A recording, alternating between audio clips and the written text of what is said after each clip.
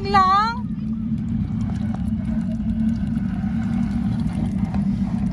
Pera kagatawag naman. Okay, so nandito naman tayo ngayon sa Manila Yacht Club. Dito sa may dito sa may Grayson. Yastarig ng araw, napasugod tayo dito gawa ng itong mga ibon. At isa na din, ang daming mga alimasag. Na ano na naman ako kasi nga naglalabasan yung mga alimasag.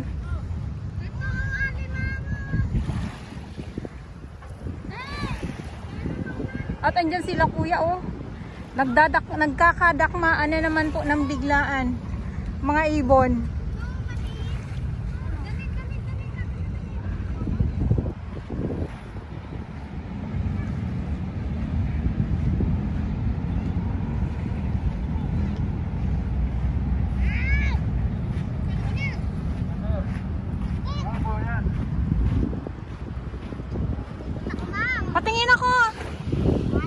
Patingin ako ng alimasag. Marami ka nakuha? Lalaki lang po. Hala. O diba biglaan Sakit eh. Oo, ang dami.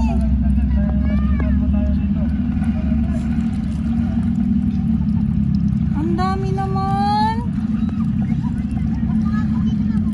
Manguha ka?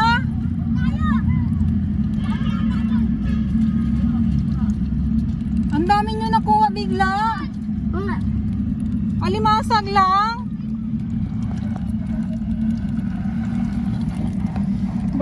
Pera kagatawag naman. Ay! Oo! Ang dami. Ano ka na kay ma'am? Dali mo na tuloy ko. Dali mo yun.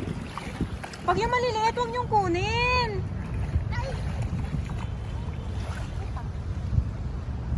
Blue crab. Nabiyak lang kami.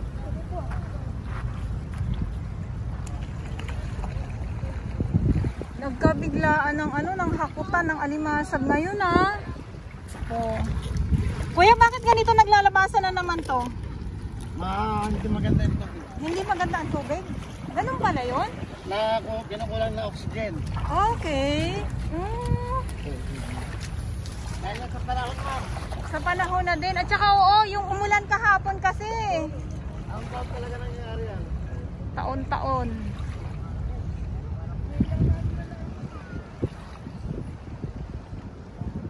O diba? Yung sugod natin na naman, nabigla na naman tayo.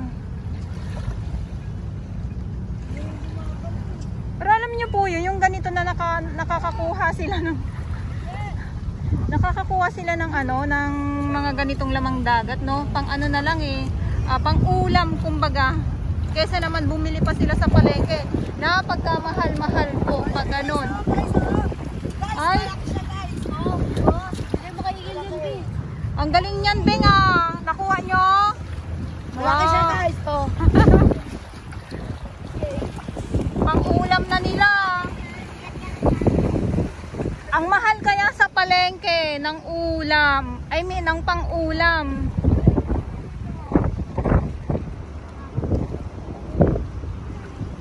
Ito pa si kuya. Ang lalaki naman. Tumakas yung dagat. Kaya lutangan yung alimasag. Naglutangan naman. Ganun pala yun. Kuya, nasa bagay. Taon-taon naman kasi ganito Medyo kuya. Umikot ka nga din na wala. Ang tangkol sa mga tubig yun. Oo.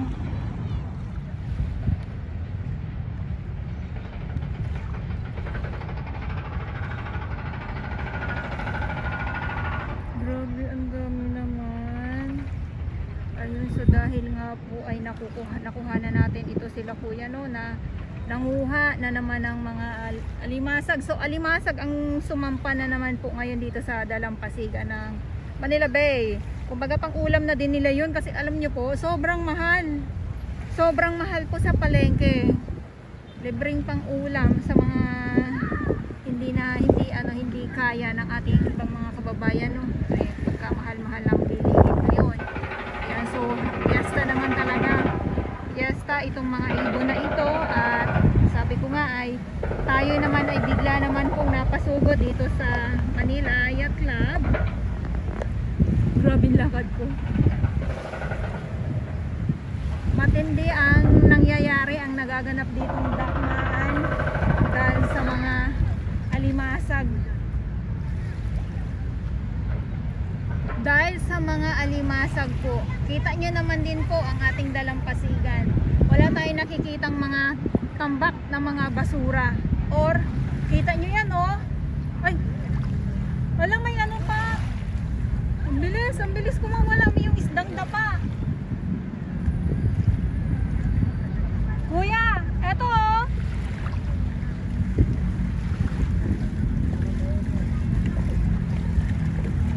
Tapos may isdang dapa pa. Ayan oh.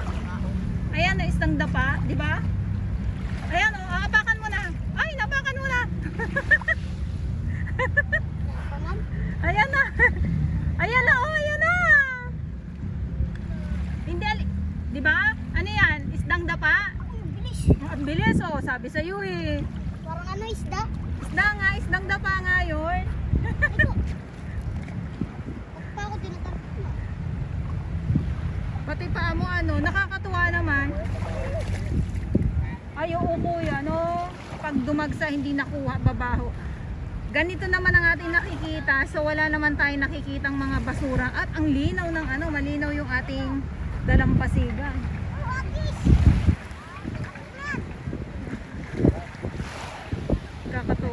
Nakakatuwa na ganito yung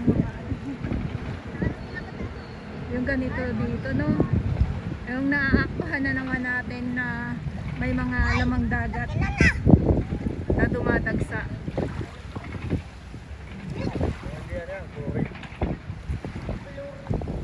Grabe no. Yung mga galing sa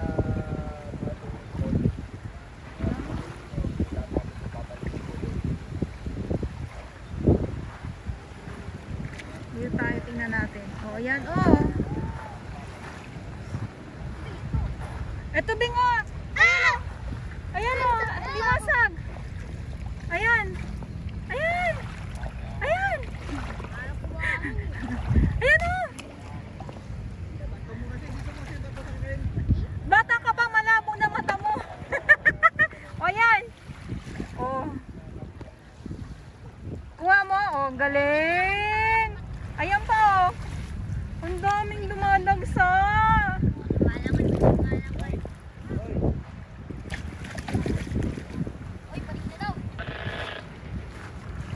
Nakakatuwa naman. Ang daming mga maliliit ah. Yung mga maliliit huwag niyong kunin. Papayan lang natin para lumaki. Very good.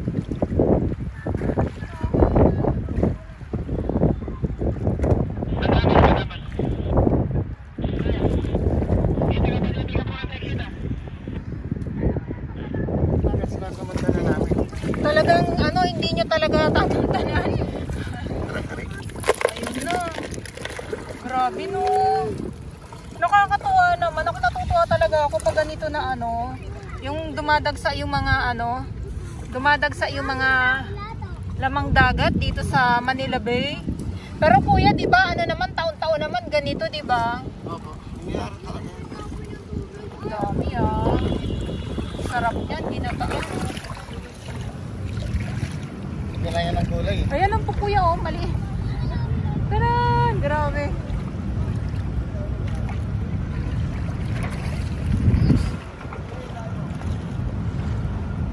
Saan yung partner niyo dati, ma'am? Sino? Ay, si Kay Tubero. Ano siya, nasa mga lumang bahay.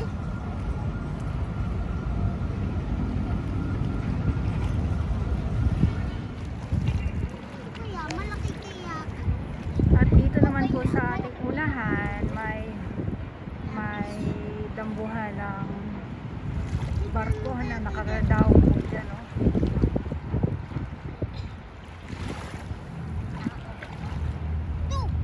Dito po yan sa may likod nitong hotel na H2O. Nagkakagulo ang mga ibon, kung mapapansin nyo po. Nagkakagulo din po ang ating mga karera sila yung ating mga kuyang dito na manguha ng pang-ulam lang po dahil nga po sa pagtagsa ng mga alimasag. Dahil kahapon umulan, saglit na ulan lang po yun. Pag ganun talaga, pag yung sobrang dire-diretso na init tapos biglang ulan, so alam na dadagsa po yung mga lamang dagat dito sa Manila Bay. So hindi lang po dito itong mga ibon na to, doon sa laot ganun din po. Sobrang dami. Ikot ko lang po kayo para makita nyo po doon sa pinakalaot. Yun dyan po. Syempre hindi na po natin makuhanan yung iba dyan. Dyan sa may likod nitong breakwater. So nakikita ko po na aninaga ng aking mga mata. Yasta din po yung mga ibon dyan. Bukod dito sa tabi na nakukuhanan natin ngayon.